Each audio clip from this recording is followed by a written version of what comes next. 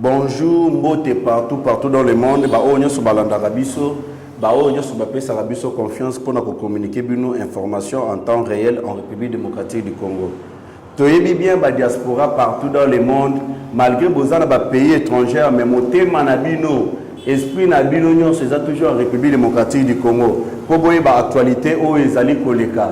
Puisque ba lobara mwana ya mboka ndalinga mboka na ye. Jamais moto mosusu akoki kolinga mboka na yo.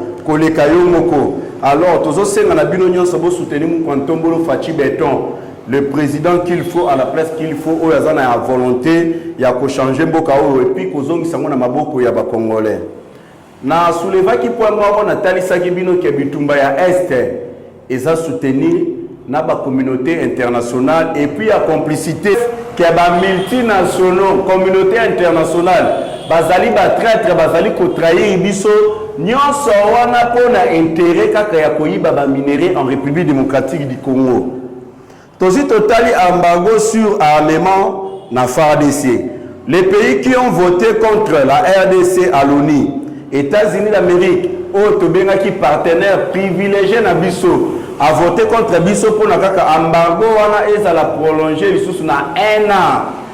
Tomoni France a voté contre biso. Royaume-Uni a voté contre Bisso, Émirats Arabes Unis a voté contre Bisso, Inde a voté contre Bisso, Norvège a voté contre Bisso, Islande a voté contre Bisso, Irlande plutôt a voté contre Bisso, Brésil a voté contre Bisso, Mexique a voté contre Bisso, et puis na Albanie il a voté contre Bisso. Totali ba pays oyo ba voter pour biso pour na embargo wana elongwa. Ghana, Gabon, Kenya, Chine, Naris. Siko tokomi tuna.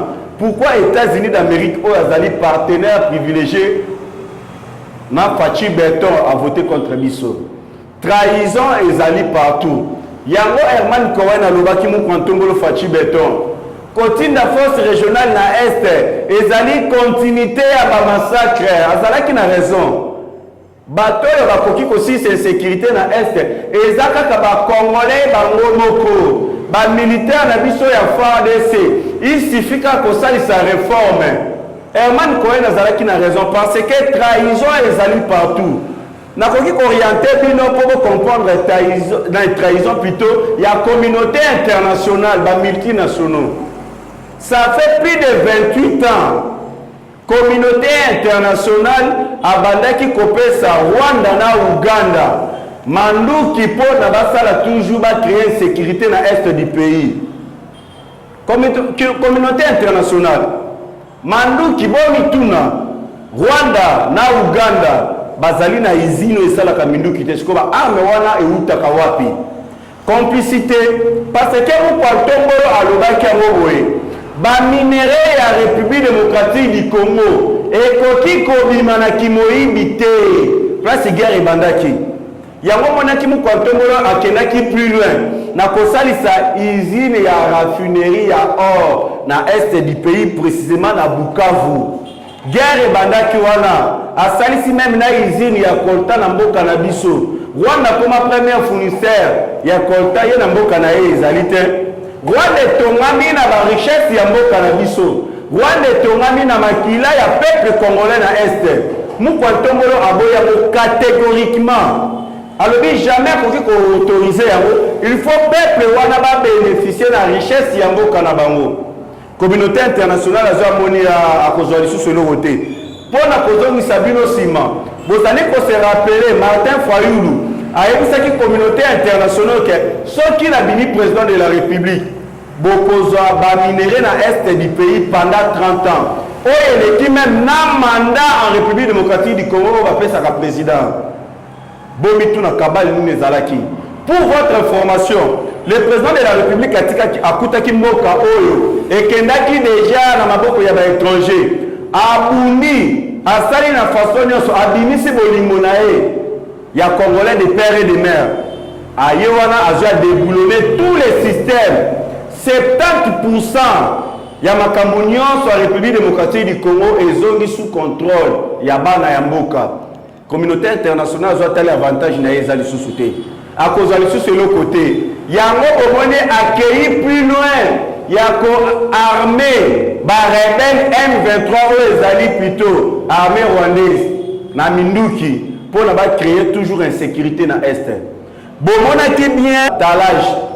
Amacha qui ba monter puisque Azar ambassadeur na biso de la RDC.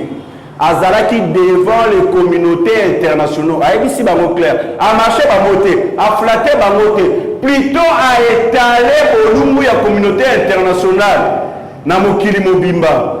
Qui a créé climat d'insécurité dans l'est du pays. Makila des pères et des mères se salir à Bombité. Il a dit directement la vérité aux communautés internationales. Vous nous accusez aujourd'hui que nous sommes responsables de pouvoir établir la paix dans l'est de notre pays, la RDC. Mais c'est vous qui nous avez imposé à chaque fois qu'il y avait une petite rébellion de prendre tous ces gens-là, de les mettre dans notre armée. Cela nous a amené les Rwandais dans notre armée. Comment l'armée-là sera efficace pendant que cette armée est infiltrée? Alors, bien avant clairement, mon cher Bamoté, alors, il y a une communauté internationale. Tant que rébellion ya muke bandi bo imposer biso bo ebisi biso tozwa ba rebelle wana to kotisa bango na kati ya armée na biso yango to ko se retrouver na ba Rwandais na kati ya armée na biso ndenge nini bolingi armée oyo eza infiltrée par les Rwandais ezala efficace contre guerre oyo ezali ko eleka na est du pays. Impossible, donc plutôt impossible, il y aura toujours la trahison. Trahison est causée dans tous les plans. A étalé au niveau de la communauté internationale. Et puis les professeurs Zonga Latalazi, Alobi Sousboui, dit encore ceci. J'ai attendu une chorale. Les gens disent, oh non, il y a la xénophobie. Mais aucun, même pas un seul Rwandais a été tué au Congo. Mais bien nos communautés internationales, vous avez xénophobie. Pourquoi trahison? On a méthodique jamais commun. Na niveau ya Afrique du Sud, ABC ba na niveau ya Afrique du Sud. Ba boma ba tu communauté internationale bolobe le komaroté. Mais na Congo vous allez toujours côté diabolisation. Pour vous comprendre que vous allez ba traître. Peuple congolais. Voilà le professeur Zonga Latalazi a étalé l'hypocrisie de la communauté internationale. Ce sont ces communautés internationales qui est derrière les petits Rwanda pour se faire les groupes rebelles en l'est du pays pour nous massacrer le peuple congolais. Et puis nous demandons à tous les peuples congolais totalement pour nous comparer la communauté internationale. Oyo bazali toujours intérêt na bango à complicité. Bango ndenge moko na ba multinationaux. Bazo ninga toujours que massacre za na est bayi bakaba minéré. Tant midi pourquoi? Bolandaki na mukolelekaki na yebisaki binoke bakangaki mutuka moko oyo bandaki komema ba minéré vraiment basui basali système ya vol systématique basui ba minéré bakotisi yango na kati ya ba pine ba bombe yango na ba chambre ailleurs et ça que de direction Rwanda peuple congolais tout ce sola ndenge ni biso toza na période oyo ba rebelle ya Rwanda oyo bazali ko attaquer nani peuple congolais na est. Oyo bazali ko semer terreur na est. Mais tomonaki oni apologaki oyo babengi embargo ti na mois de juillet. Tokomi na mois de juillet boyo l'embargo. Bokei kopusa na yango lisusu na une année. Sikoyo to mituna communauté internationale bazali ko jouer nini. Communauté internationale balingi nini. Peuple congolais.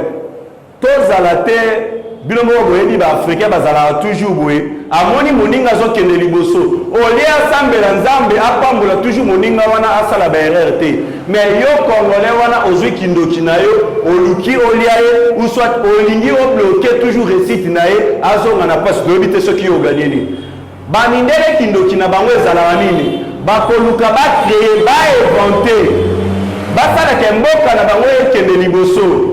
Mais biso kindoki na biso za ya kozongisa mboka osima okotuna batebele oyina Félix Tshisekedi dans nani Chilombo pona nini azangi na réponse à kopesa Mais tandis que Félix Antoine Tshisekedi Tshilombo, Azak Congolais de père et de mère, ceux qui peuple congolais à mon azo diriger ma bé. Toko kende inde et pas ya maman na ye maman bad na limité. Tolobi maman moi na yo tala makambo zo sala biso peuple congolais to se plan na yango te. Siko bato yo bino bozali ko soutenir. Ceux qui bazou la sali ma bé, toko kende ko funda bango pa nani. Joseph Kabila pendant 18 ans, a massacré le peuple congolais à un niveau nyoso. Crime économique, xénophobie, a sali à nyoso, a abomi même à étranger, à sali à mboka na biso. Azak sanguinier à yemoko. Mais tout ce qui est la communauté internationale a télé, mais plutôt communauté internationale, bah on est bâti na pouvoir. Tout le monde est là, Olive Lemba, Zotambola par-ci par-là, Azo Simbabana, Azo Salabadon, à peuple. Mais tant que mobile nayo abada qui massacrer peuple wana. Ozala qui wa pour nous faire conseil tika pour ma peuple wana. Mais les lois olingi boye la biso flatterie. Peuple congolais tozala dominé. Tola na badi dola ba opesa biso te ba 5000 ba opesa biso tola nda yango te. Plutôt par Rwanda ba teka kimboka na biso na maboko ya ba Rwandais.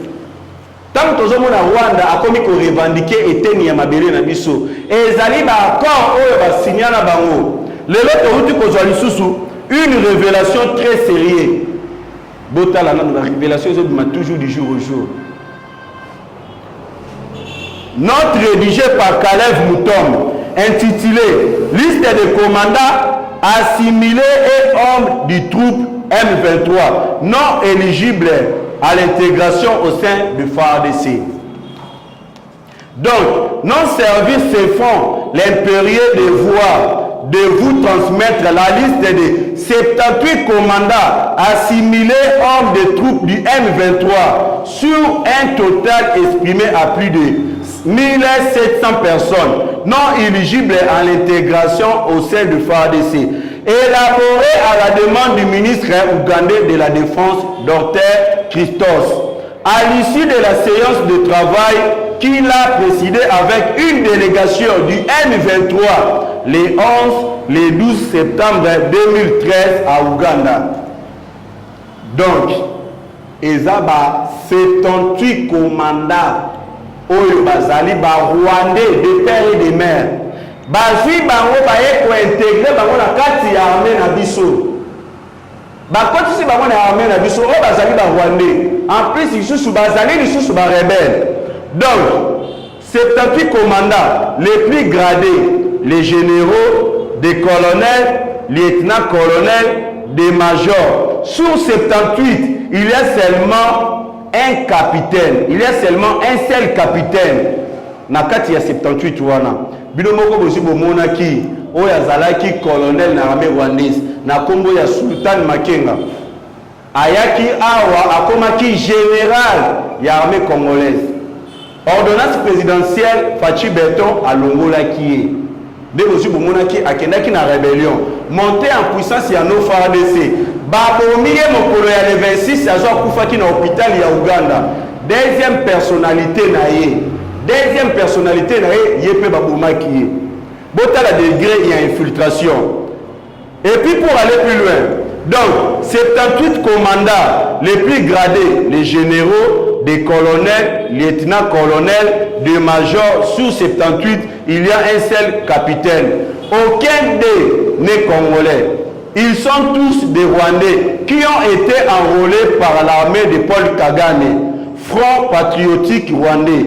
Quand il a commencé la guerre contre le régime d'Abiyarimana en 1990, après avoir pris Kigali et Rwanda, veut dire que accompagné Paul Kagame pour combattre le régime d'Abiyarimana. Tant que Paul Kagame a eu au pouvoir, 78 commandants bazali Rwandais, pour rejoindre RCD Goma, Rassemblement Congolais pour la démocratie. Oyo ba accompagné qui Laurent Désiré Kabila pour na le maréchal Mobutu. Vous comprenez que tokende. Si quand on va accompagner Laurent Désiré Kabila, alors et c'est là qui ko intégrer bango na kati ya armée na biso. Preuve année, le chef d'état-major de l'armée congolaise était James Kabarebe, ou azalaki officier rwandais. Et puis adjoint na Yépe Azalaki nini rwandais. c'est ainsi Barwandais bakotaki na kati ya armée na biso. James Kabarebe akanaki pe maboko te aye kokota 500 militaires rwandais na kati ya FARDC oyo chaque jour bapesa la rapport ekendaka na Rwanda. C'est pour cela que je vous dis to soutenir Mukantombolo Fachi Beton bitumba oyo tozana yango eza parce que to récupérer mboka na biso à 100%. Fachi Beton a récupéré déjà à 70%. Biso peuple esengeli to accompagner. Bolandaki même un rebelle du M23 a dénoncé à Lobaki Boué. Et ça, le député Moko a bandaki kobomisa plan pour là-bas attaquer chef de l'État dans la résidence naïe. Adimisa qui vérité nyoso. Pour bayebi ke Mukantombolo azali kobatela la mboka naïe. Balingi basala oyo basala kina Laurent Désiré Kabila barré. Alors peuple congolais toza censé ya ko protéger le président oyo azali de père et de mère. Ba oyo se bazo chama kelele ba oyo se bazo komibenga ba soi-disant ba opposant bazali bato bazo bunda pour l'intérêt na bango. C'est pour cela papa Etienne Tshisekedi wa Mulumba que son âme réponse à paix aloba kiboué. L'UDPS au pouvoir, il n'y aura pas l'opposition. Les opposition ni les yeux ça la marche pour la sociale le peuple congolais. Plutôt ça la marche pour la intérêt na bango. Et puis, FARDC temps a traqué la rebelle M23, a retrouvé plusieurs armes oyo oni azalakanayango. Je dis bien, plusieurs armes oyo oni azalakanayango. Si quoi ba arme wana ekomi na maboko ya ba M23 ndenge nini? Ba arme wana ekomi na maboko ya ba M23 ndenge nini? Trahison sur trahison. Yango na loba kesengeli même MONUSCO a longwa République démocratique du Congo. Tant que MONUSCO a causé l'insécurité et kobota du jour au jour, Mukantombolo alobaki en 2024, départ de la MONUSCO. Bomoni MONUSCO aye ko armé ba rebelle na est.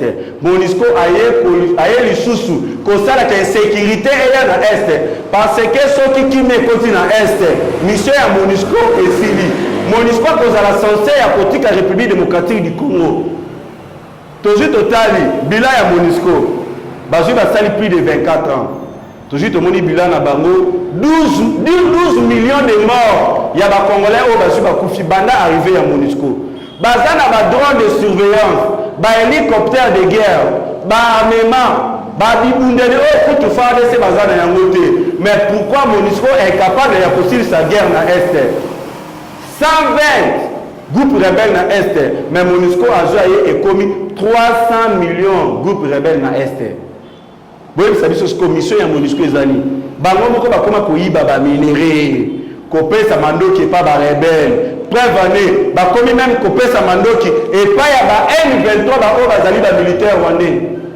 Tout ça la marche ya makasi pour le départ de la MONUSCO. Tant que MONUSCO a causé ba problème ko bana toujours causala.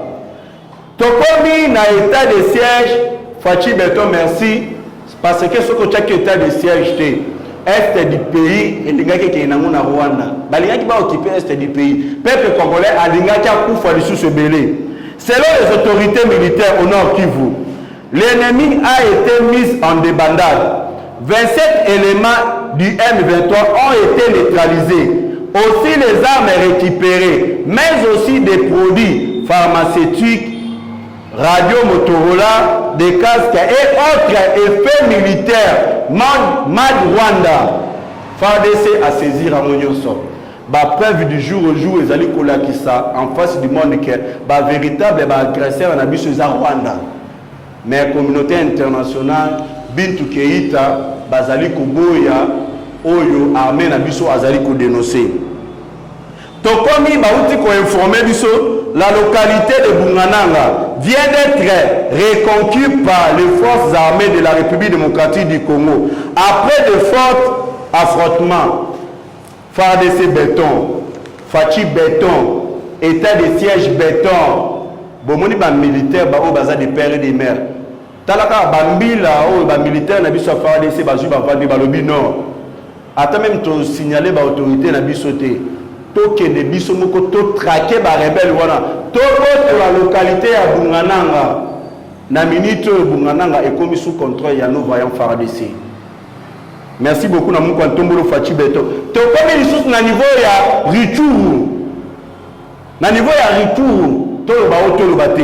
le FARDC récupère Chengerero, non loin de la cité de Bungananga, et tue plusieurs terroristes M23 et leurs alliés rwandais le 30 juin 2022. Les rebelles M23 ont même abandonné leur nourriture. Talaka FARDC a attaqué Bango par surprise. Les rebelles wana babandaki kodame boye babandi kokima batiki même na bilei na bango. Ils ont été surpris. 13 M23 capturés. 18 M23 plus les officiers rwandais tués dans un véhicule lors du pilonnage par le FARDC. État de siège. Fachi Beton, merci. Ceux qui osent la quitter, Belembo Kaoyo, to perda qui catégoriquement. Et puis on vient de nous informer. Bolanda Kibinomoko Bomituna. Oh, Akenda exil nanani na RIS. Mais là, il n'a pas apprendre bino message au Bapesibiso. Certaines les croyaient en risque, là où il a demandé l'exil. Mais selon une discrétion, il serait à côté de M23 combattre le FARDC.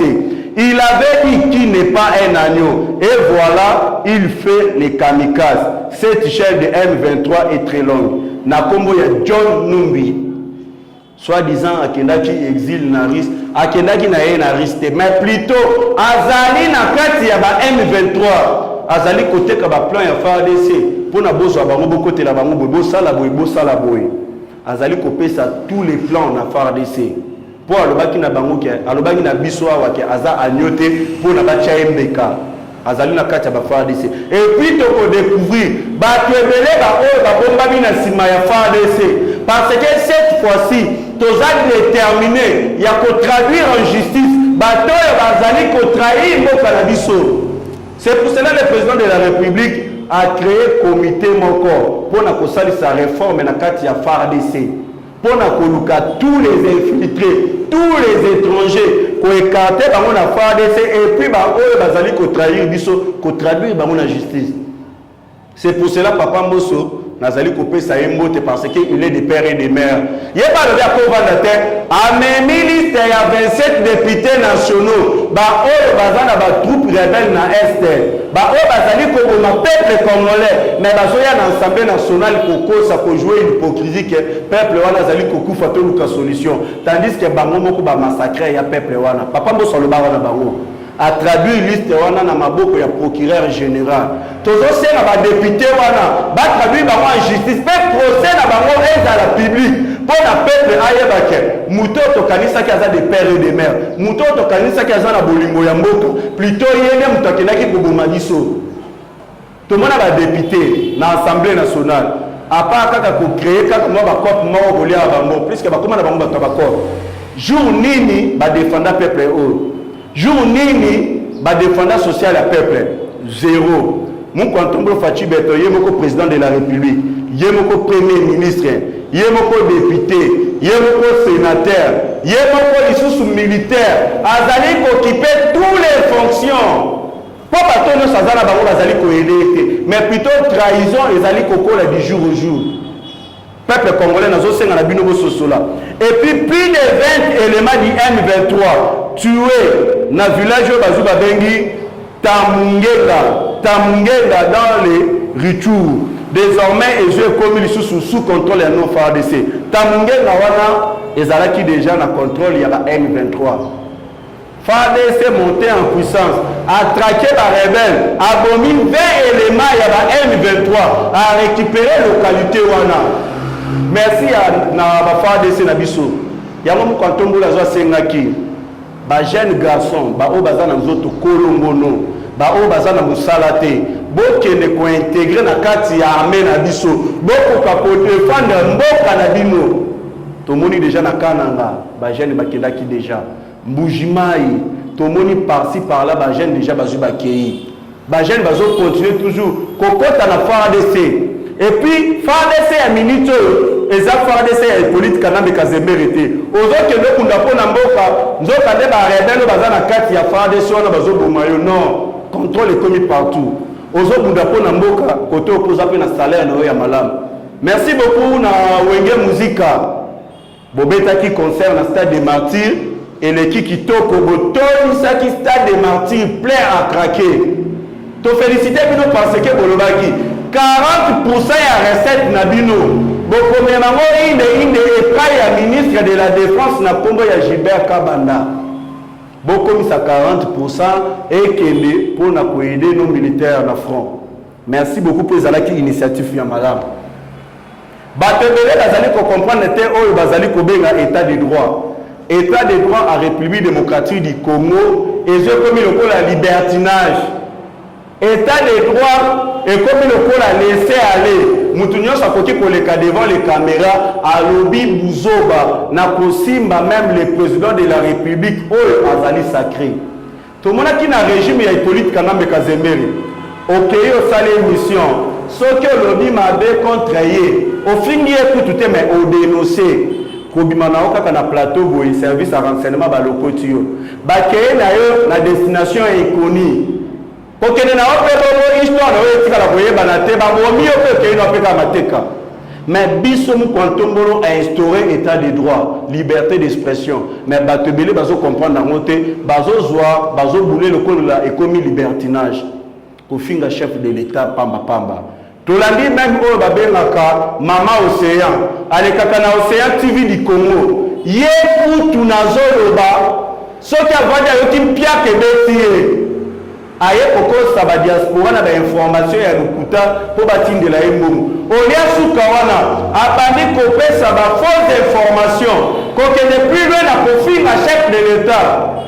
Tango zoloba chef de l'état azana solo ya liwa, solo ya ebembe. Il faut démontrer biso na façon ni yozo moni le président de la République o azali sacré, azali na solo ya ebembe. O les awo to benga quand même menace de mort. Tant aux qui n'est plus loin na Kolobake, président Félix Antoine Tshisekedi Tshilombo a signé par accord na Rwanda. L'État démontré accord nino yazo signé. Servi de renseignement. To éviter papa na biso Hervé Melo. Okangi maboko.